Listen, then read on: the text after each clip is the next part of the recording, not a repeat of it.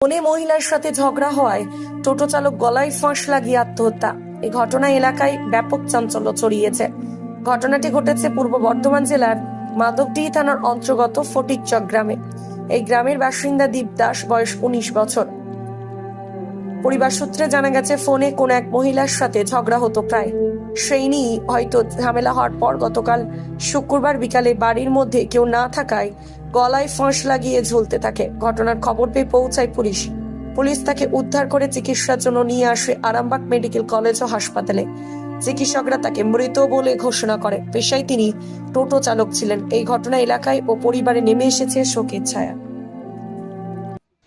ঘটেছিল বাড়িতে তো কোনো সমস্যা হয়নি কারোর সাথে, শুধু ফোনেতে কোনো মেয়ের সাথে মানে কথা বলতো, ঝগড়া হতো, সেই নিয়েই মানে কিছুদিন ধরে হয়তো এরকম ঝামেলা হওয়ার পর এই কেস হয়েছে। কালকে হয়েছে বিকালে সন্ধ্যেই। বাড়িতে বাবা মা কেউই ছিল না, একাই ছিল বাড়িতে। দিয়ে এখন কী করেছে বাড়ির মধ্যে নিজের রুমেতে গামছাতে দিয়ে গলায় দড়ি নিয়েছে। বাড়ি কোথায়?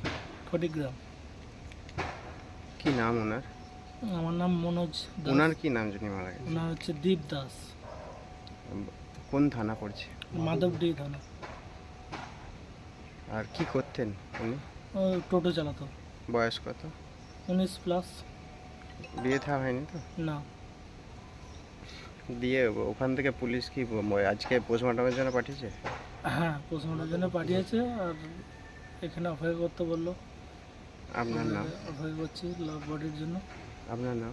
মনোজ দাস। সারাদিনে আপনার এলাকার খবর দেখতে আমাদের বাংলাদেশা ডিজিটাল ফেসবুক ও ইউটিউব পেজটি লাইক করে রাখুন এক্ষুনি। আপনারা দেখছেন আমার বাংলার